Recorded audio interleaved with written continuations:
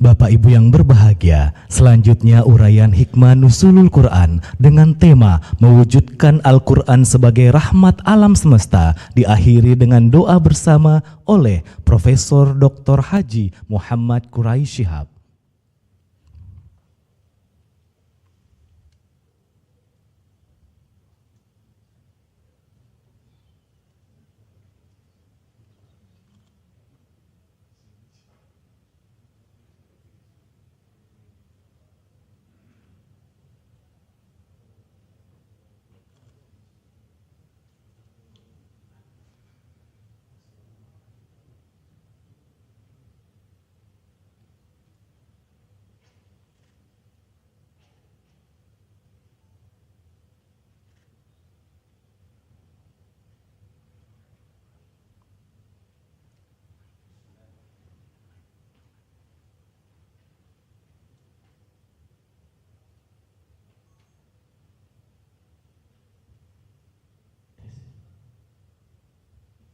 Bismillahirrahmanirrahim. Bapak Presiden yang kami muliakan, Bapak Wakil Presiden, Bapak-bapak, Ibu-ibu, hadirin sekalian. Assalamualaikum warahmatullahi wabarakatuh. Malam ini kita berkumpul untuk saling mengingatkan tentang turunnya Al-Quran, atau lebih tepat dikatakan hadirnya Al-Quran di persada ini. Al-Quran adalah nama bagi kumpulan ayat-ayat Tuhan yang diturunkan kepada Nabi Muhammad. Quran dari segi bahasa berarti bacaan sempurna. Kesempurnaan Al-Quran dibuktikan dalam banyak hal, antara lain diatur tata cara membacanya sehingga lahir disiplin ilmu yang bernama ilmu tajwid, dibaca oleh mereka yang mengerti artinya dan yang tidak mengerti artinya. Dan anehnya, ketika diperlombakan antar bangsa, yang paling pandai membacanya adalah yang bukan bahasa ibunya, Al-Quran. Al-Quran sangat banyak bukti-bukti kesempurnaannya. Dihitung kata-katanya, dan ternyata kata-katanya sangat seimbang. Kata yaum, hari, terulang 365 kali, sama dengan setahun. Bulan hanya terulang 12 kali. Hari-hari dalam bentuk jamak hanya terulang 30 kali. Padahal Al-Quran seringkali turun mendadak tanpa Nabi menantinya. Seimbang kata-katanya, panas sama jumlahnya dengan dingin. Iman sama jumlahnya dengan kufur. As-salihat, kebajikan, sama jumlahnya dengan keburukan.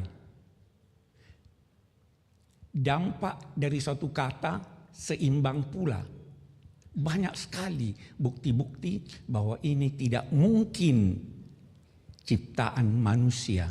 Apalagi Al-Quran menantang, dan tantangannya sampai saat ini. Siapa yang meragukan bahwa Al-Quran bersumber dari Tuhan, maka silahkan buat semacamnya. Walau hanya satu surah, yakni walau hanya 3 ayat Al-Quran. Keseimbangan kata-kata yang digunakan Al-Quran itu mengajarkan kita agar kita pun hidup seimbang. Memang Tuhan menciptakan alam raya ini seimbang. Matahari dan bulan berjalan dengan peredaran yang sangat jitu dan teliti. Menarik bahwa posisi bulan terhadap matahari berhadapan, oposisi. Tapi bulan menyerap dari matahari sinar, kemudian dia pantulkan sinar itu ke bumi. Bisakah kita meniru bulan? Sebanyak yang dia terima, sebanyak itu pula yang dia beri. Kita diciptakan Allah berkeadilan, seimbang jasmani kita, seimbang jasmani kita dan rohani kita, sama dengan keseimbangan perjalanan matahari dan bulan. Itu semua dimaksudkan untuk menunjukkan bahwa hidup hendaknya hidup yang seimbang. Seimbang jasmani dan rohani, seimbang dunia dan akhirat, dan seimbang segala sesuatu. Menarik bahwa Al-Quran dalam memilih kata-katanya sangat teliti. Ketelitian yang dapat melahirkan aneka makna. Saya ingin memberi contoh ketika Allah berbicara tentang kewajiban puasa. Dinyatakannya, "Faman syahida minkum syahra falyasumhu." Penggalan ayat ini mengandung paling tidak dua makna. Yang pertama, siapa di antara kamu yang hadir di tempat domisilinya dan dia melihat bulan, maka hendaklah dia berpuasa. Makna kedua, siapa yang kamu di antara kamu yang menyaksikan bulan dengan pengetahuannya, maka hendaklah dia berpuasa. Yang satu difahami dalam arti melihat bulan dengan mata kepala, yang satu lagi melihat bulan dengan pengetahuan. Dua-duanya benar, walau berbeda. Allah ingin mengajarkan kita bahwa perbedaan itu adalah suatu keniscayaan, tetapi perbedaan tidak perlu menimbulkan pertentangan. Kalau kemarin kita berbeda dalam berpuasa, terbuka kemungkinan yang tidak kecil kita pun akan berbeda dalam berlebaran. Tapi perbedaan sama sekali tidak menimbulkan pertentangan. Perbedaan yang dikehendaki Al-Quran itu adalah sama dengan falsafat bangsa kita, Bhinneka Tunggal Ika. Bapak-bapak dan saudara-saudara sekalian, banyak sekali yang dapat kita kemukakan yang berkaitan dengan nuzulul Quran. Salah satu di antaranya yang saya ingin garis bawahi bahwa Al-Quran turun pada malam Lailatul Qadar. Lailatul Qadar dilukiskan dengan salamun hiya hatta matla'il fajr. Salam, damai, sampai fajar. Yang dimaksud dengan fajar adalah fajar kehidupan kita di hari kemudian. Apa artinya kalau damai itu hanya sampai fajar hari ini? Fajar adalah sampai kehidupan kita nanti. Kita ingin mewujudkan Al-Quran, memahaminya, yang mengantar kita kepada kedamaian itu. Al-Quran yang diturunkan itu menjadi pedoman hidup bagi setiap kita, dan dia hendaknya menjadi pangkalan tempat bertolak serta pelabuhan tempat bersau. Al-Quran Al-Karim yang diturunkan ini bertujuan memberi petunjuk untuk umat manusia. Bisa saja Al-Quran itu kita fahami hari ini dengan pemahaman sesuai dengan perkembangan masa kita, difahami oleh masyarakat masa lalu sesuai dengan perkembangan mereka, dan bisa saja difahami oleh masyarakat akan datang dengan pemahaman dan sesuai dengan perkembangan mereka. Di situ salah satu keistimewaan Al-Quran. Bapak-bapak, ibu-ibu, dan saudara-saudara sekalian, kemudian izinkan saya menggarisbawahi tentang makna salam, damai itu. Allah Subhanahu wa Ta'ala mewajibkan kita mewujudkan kedamaian. Kedamaian bermula dari jiwa kita. Kedamaian yang dari jiwa ini keluar ke tengah masyarakat kita, ke tengah masyarakat dunia. Kedamaian adalah dambaan semua manusia, dambaan semua agama. Sedemikian penting kedamaian ini sampai-sampai Al-Quran menyatakan apabila musuh mengajak kamu untuk berdamai, maka terimalah perdamaian itu. Kalau kamu khawatir mereka menipu kamu, maka jangan hiraukan, Allah akan bersama kamu. Itu tanda bahwa kedamaian, perdamaian adalah dambaan Al-Quran. Dan itu sebabnya dia diturunkan pada malam Lailatul Qadar yang penuh dengan kedamaian itu. Kedamaian adalah perantara antara cinta dan benci. Dia bukan cinta, tapi bukan benci. Karena itu ucapan salam hendaknya diberikan, sabda Nabi, kepada yang Anda kenal maupun tidak kenal. Karena semua membutuhkan kedamaian, semua membutuhkan kasih sayang. Bahkan menurut Al-Quran, yang berbuat jahil terhadap Anda, ucapkan padanya salama. Idza khatabahumul jahiluna qalu salama. Damai adalah bandaan. Menarik bahwa oleh Al-Quran dinyatakan yahdi bihillahu manittaba'a ridwanahu subulas salam wa yahdihim ila siratim mustaqim. Melalui Al-Quran Allah memberi petunjuk ke jalan-jalan kedamaian. Jalan kedamaian banyak. Lalu dari jalan-jalan kedamaian itu semua diantar menuju as-siratal mustaqim, jalan lebar yang luas.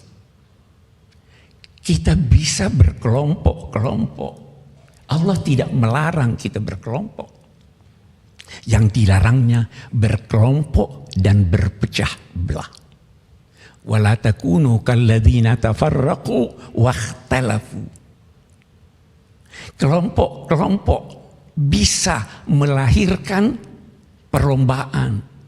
Allah menjanjikan yang mengikuti jalan-jalan kedamaian akan diantar oleh Allah menuju as-siratal mustaqim. Siratal mustaqim itu adalah jalan lebar yang lurus. Jalan tol. Kalau Anda mengikuti jalan damai, Anda diantar Tuhan ke jalan tol, jalan bebas hambatan. Jalan yang lebar, semua dapat berjalan di sana tanpa senggol-menyenggol, karena semua bertujuan yang sama. Itu Al-Quran yang diajarkan dan diperintahkan kepada kita untuk melaksanakan tuntunan-tuntunannya. Bapak-bapak, ibu-ibu, dan saudara-saudara sekalian, kita dalam hidup ini pasti mengalami pasang surut. Pasti ada ujian-ujian yang kita hadapi. Ujian itu berat. Bapak Presiden, semakin tinggi kedudukan seseorang, semakin berat ujiannya. Nabi dan Rasul adalah yang paling berat ujiannya. Sampai-sampai Al-Quran menyatakan,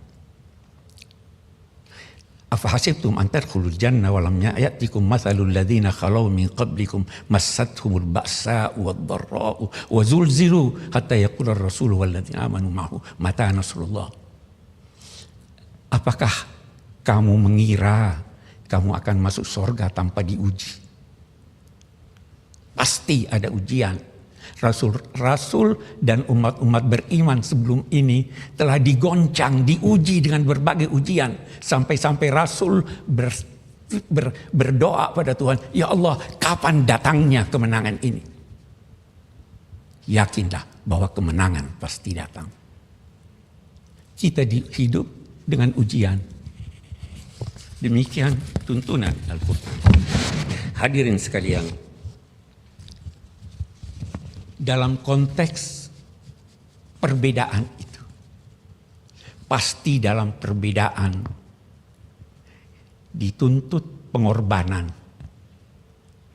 Rasul Shallallahu Alaihi Wasallam dalam perjanjian Hudaybiyah demi mencapai perdamaian, beliau bersedia menghapus 7 kata dari rencana naskah perjanjian. 7 kata yang sangat penting. Bismillahirrahmanirrahim. Oleh kaum musyrik, hapus ini. Kami tidak kenal Ar-Rahman dan Rahim.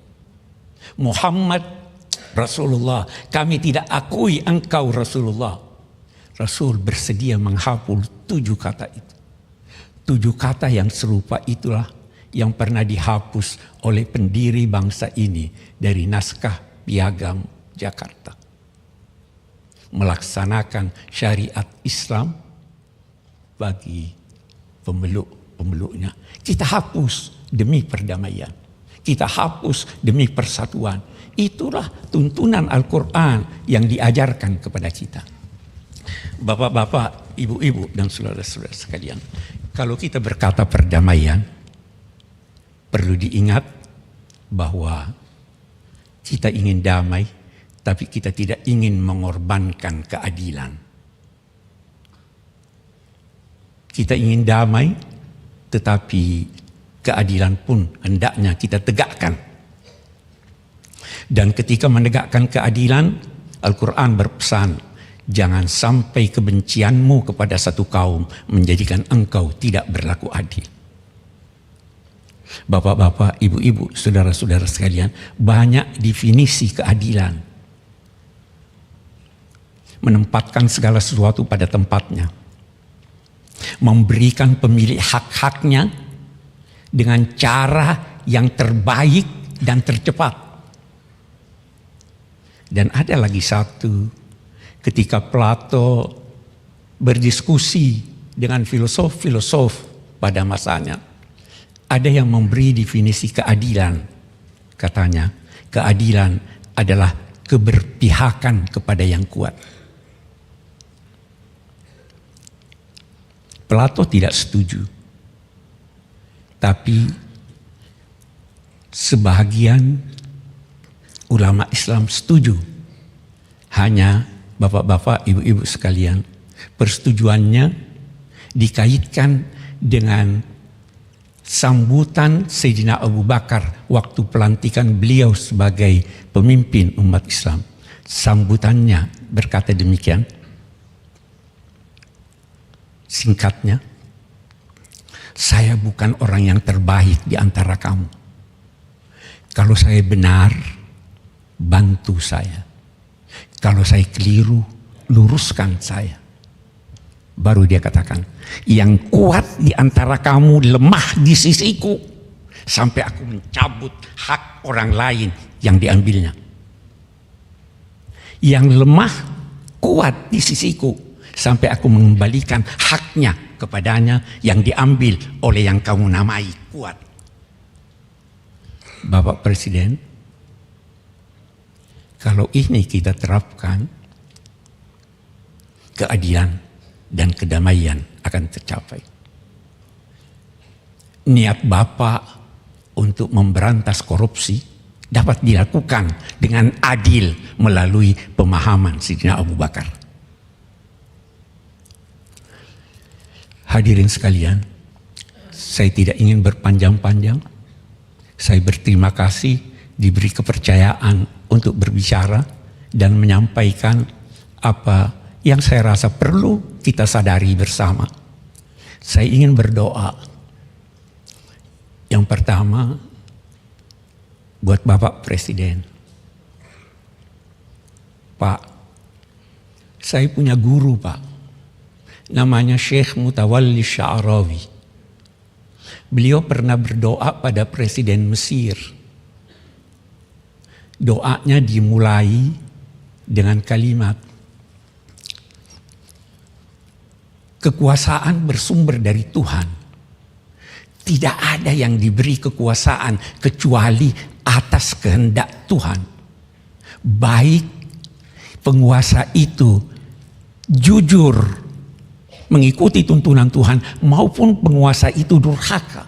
Semua kekuasaan bersumber dari Tuhan.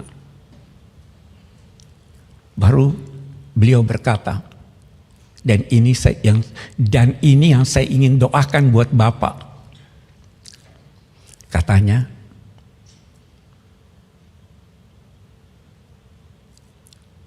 saya tidak tahu, boleh jadi kita tidak akan bertemu lagi. Saya hanya bisa berdoa, kalau yang mulia adalah takdir kami rakyat, dalam arti Tuhan mentakdirkan yang mulia untuk melakukan kegiatan yang mensejahterakan rakyat. Maka kami berdoa semoga kami dapat membantu Bapak. Tapi kalau Bapak, kalau yang mulia katanya adalah menjabat jabatan ini karena takdir yang mulia untuk membantu menegakkan keadilan dan perdamaian, maka kami akan berdoa semoga yang mulia dibantu Tuhan dan kami akan ikut membantu. Itu doa kami kepada Bapak. Dan Bapak-bapak sekalian, mari kita berdoa bersama doa yang singkat yang diajarkan oleh Nabi, yang dibaca oleh Nabi setiap habis salat. Allahumma antas salam wa minkas salam wa ilaika ya'udus salam ahyina rabbana bis salam wa adkhilna al jannata daraka daras salam. Ya Allah, Engkaulah yang maha damai, darimu bersumber kedamaian, kepadamu kembali kedamaian. Ya Allah, hidupkanlah kami dalam kedamaian dan masukkanlah kami kelak di sorgamu, sorga yang penuh dengan kedamaian. Wahai Tuhan, penyandang kemuliaan dan keagungan. Amin, amin, amin. Ya Rabbal Alamin. Wassalamualaikum warahmatullahi wabarakatuh.